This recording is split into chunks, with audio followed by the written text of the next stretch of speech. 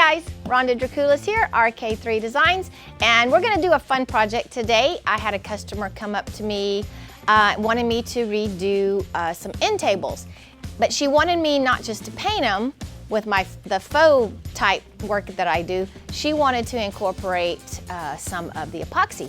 So I was like, perfect, I can do that. So we played around last night in the studio, made a few samples and came up with a color palette.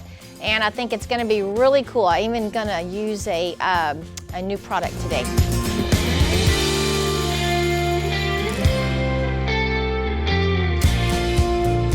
So first of all, I took the table and it is a wood table, solid wood table. And I went ahead and sanded the top with a 220. I didn't sand it down to the bare wood, that's not necessary. The legs we took down a little closer to the bare wood. Not real sure what we're gonna do on the wood yet. We're gonna see how the top turns out and what colors kind of pop, and that's gonna dictate what we're gonna do later on with the legs. But like I said, I did sand it, scuff it with a 220, and we're gonna be using a product that I really love. Most of the time I do all my paint and priming with Behr, but I'm gonna do this today with a product that I use quite a bit. It's a Dixie Belle product in burlap. I love the Dixie Belle products. They are a chalk type paint. They're not 100% chalk paint. They have some acrylic in it, which is really good. It helps with the adhesion and excuse me, helps with the durability. So that's what we're gonna do today. So I'm gonna get this prepped and I'll be back in just a few minutes. Okay, so I've prepped the table and I put 2 coats of the Dixie Belle burlap and I've sanded it just a hair just to give it a little bit of a tooth for when I lay down that epoxy.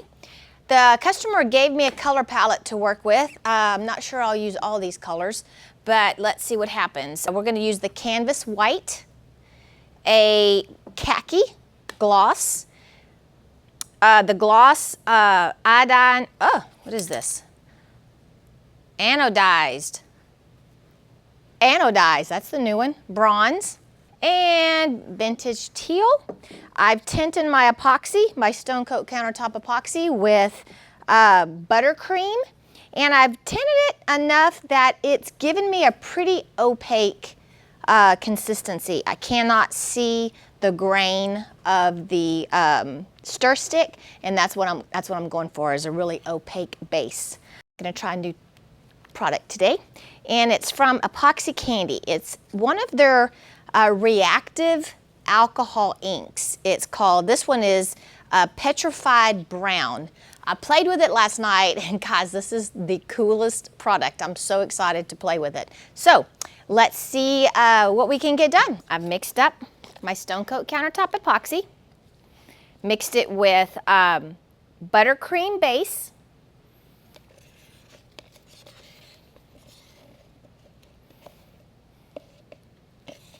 I've had it in the cup a little bit too long, so I want to heat it up just a little bit before I spread it out.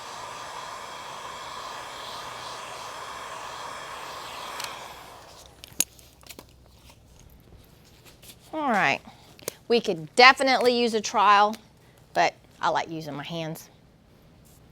And we'll spread all this out.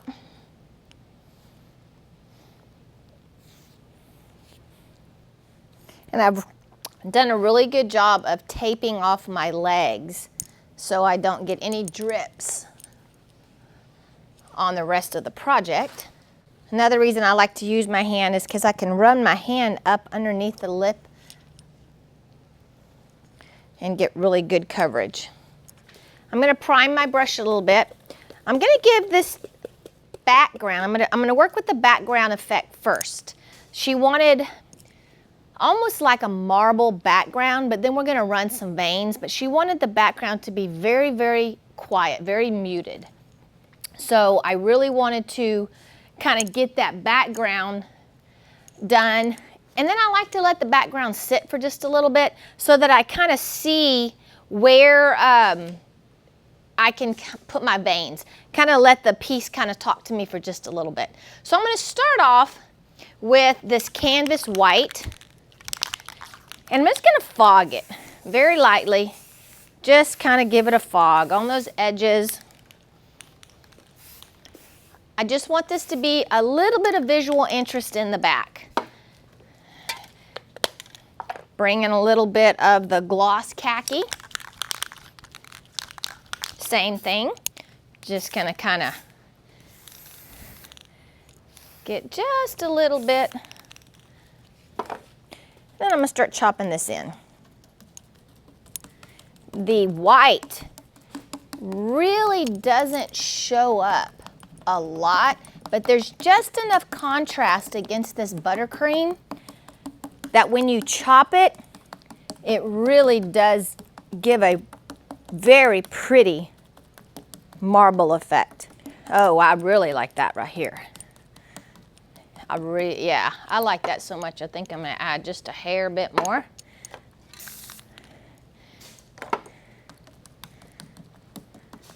The khaki is making a beautiful marble look with this buttercream. Okay, so I'm gonna let that just sit just a minute. I can kind of see how it's gonna start reacting a little bit.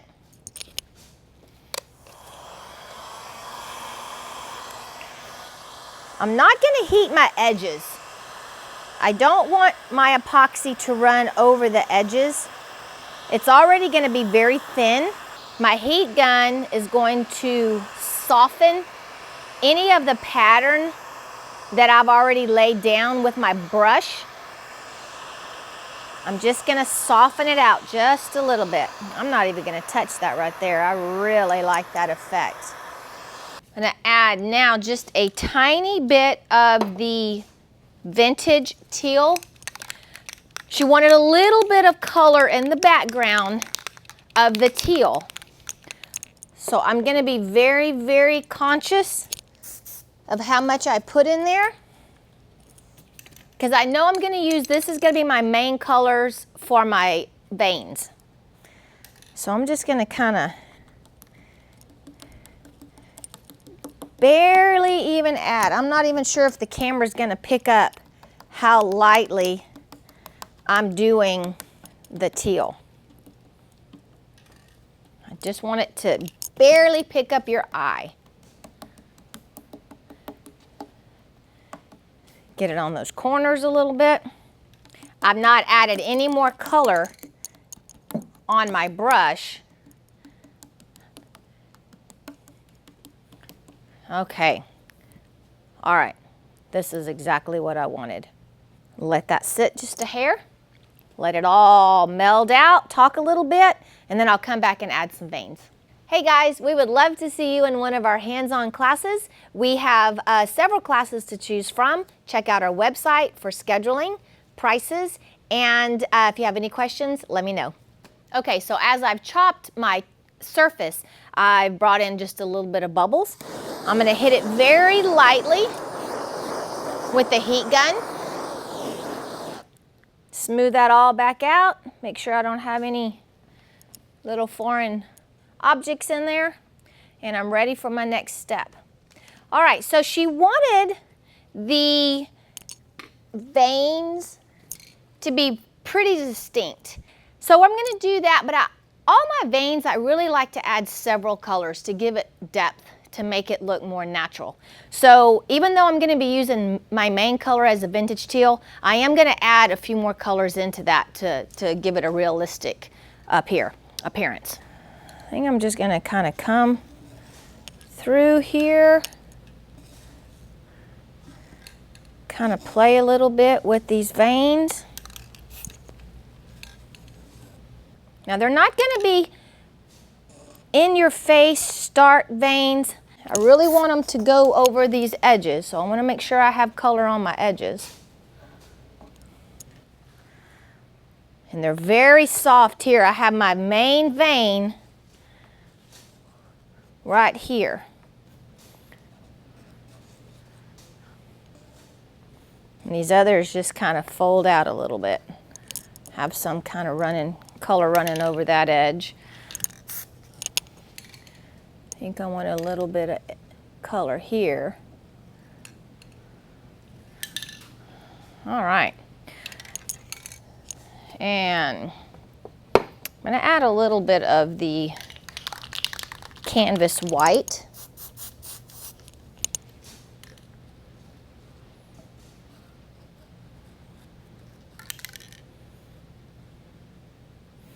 Very tiny bit, run it.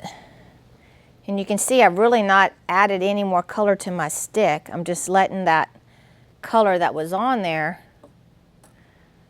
work into the vein. All right, so let's play with it a little bit on our heat gun.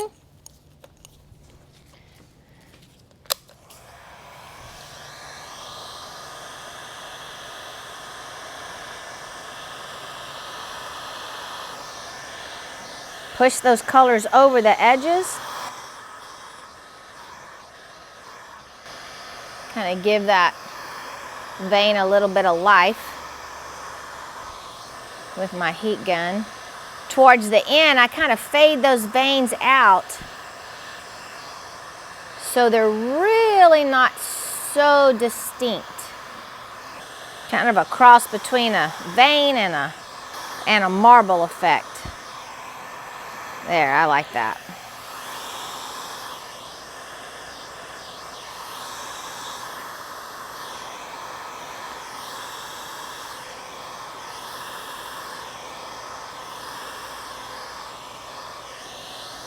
Okay.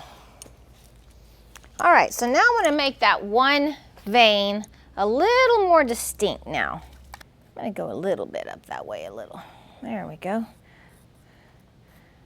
Give it a little bit more color.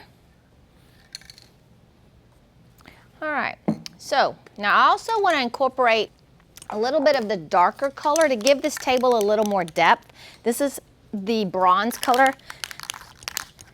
I'm just going to add a little bit.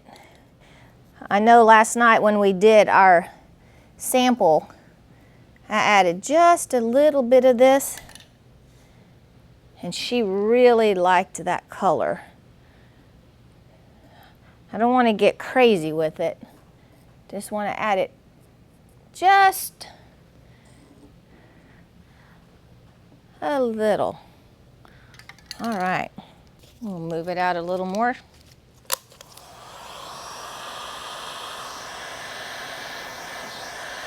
Oh yeah, that really gave that vein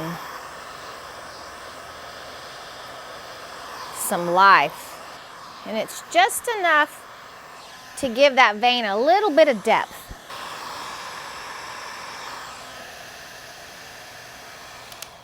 All right, now I get to use the new product.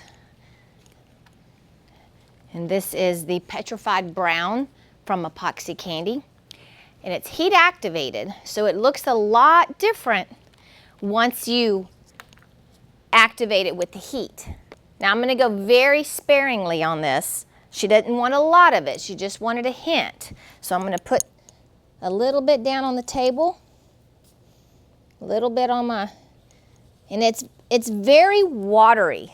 It is nothing like you would think it would be. Very watery.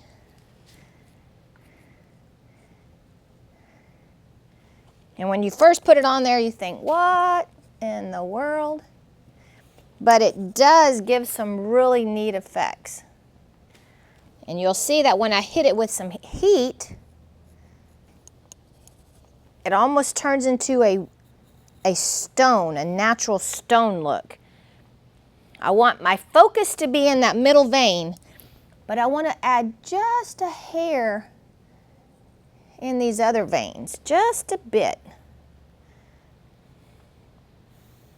There. All right. So when I hit it this time, I'm going to turn my heat gun on low. I'm not really wanting to move the vein a lot. I want to mainly just add some heat. So I have my heat on high, but I have my airflow a lot lower. So now when I hit it, it causes it to almost change as if it were a piece of stone. Almost sits on top of the vein, on top of the epoxy. and gives that 3D look. Okay. I'm really liking this. I think I'm gonna add a little more to the top. I really like the look, especially going down over that edge. I really want it to go over that edge. Activate it with some heat.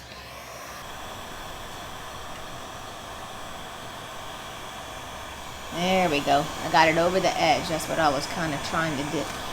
Now, if you add too much air, it'll actually cause the alcohol ink to almost fracture and goes in little small tiny pieces everywhere. That's a really neat look. It's not the look that I'm going for on this piece, but you can definitely play with it and add more airflow and actually get those pieces to fracture and get almost a granite type look. Guys, I think I'm gonna call it a day.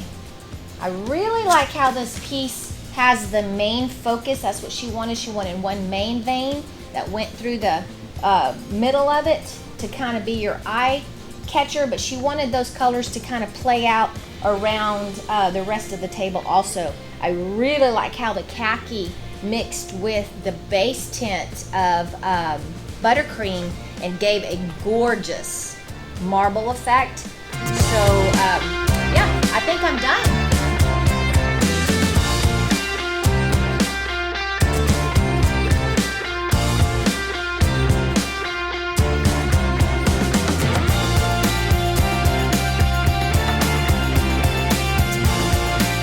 Guys, I'm really glad that you took the time to watch my video. If you like this, give me a thumbs up, hit the bell, subscribe to my channel for further notifications, and check out my website, RK3Designs.com. Until the next time, you've got this.